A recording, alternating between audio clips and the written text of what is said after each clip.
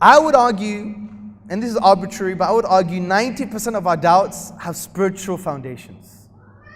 See it from my own life. I'm giving you my mistakes and experiences. I've been Muslim for 14 years, and I will be dealing with apostates, and some of them will come back to Islam. I'll be dealing with non-Muslims, and they'll come to Islam, and I'll give them an answer that is so convincing, but when I'm giving it, I'm not convinced. And I'll be thinking to myself, I just gave him a really good answer, but I'm feeling something here. What's going on? And for me, I realized it had nothing to do with the intellectual answer.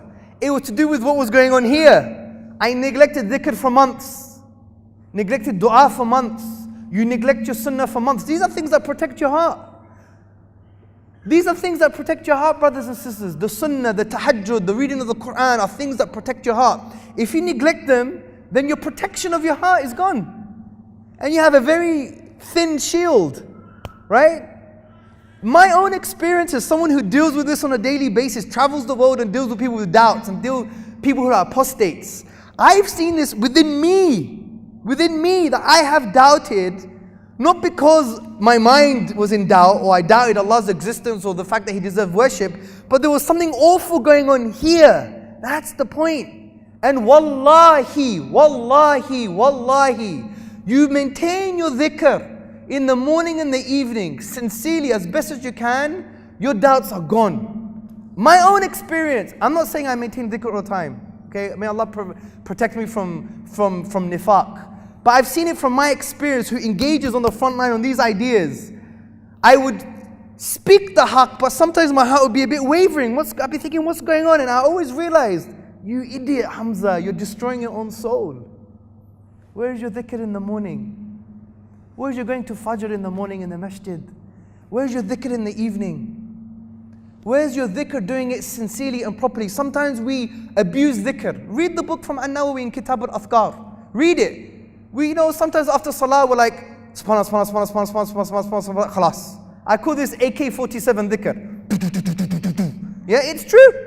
We abuse, there's no meaning, there's no ruhaniyah, there's no love in it. And now he talks about this and he says, do dhikr slowly. When you say subhanallah, feel subhanallah. When you say alhamdulillah, it means alhamdulillah, you're feeling it. You're not thinking, alhamdulillah, oh man, what a terrible life. Alhamdulillah, oh, I got no blessings. You know, do you see my point? We say one thing, we're feeling another thing. Try and get your state of being in with those words. Try your best. And do it with ihsan, do it with excellence, do it properly.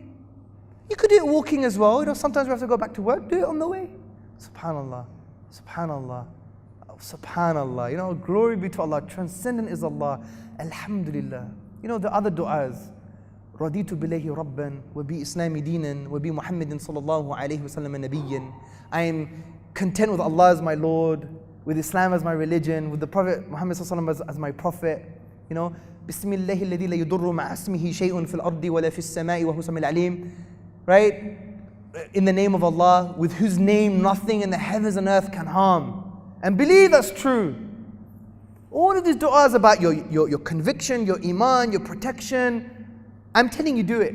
Maintain it and you see changes.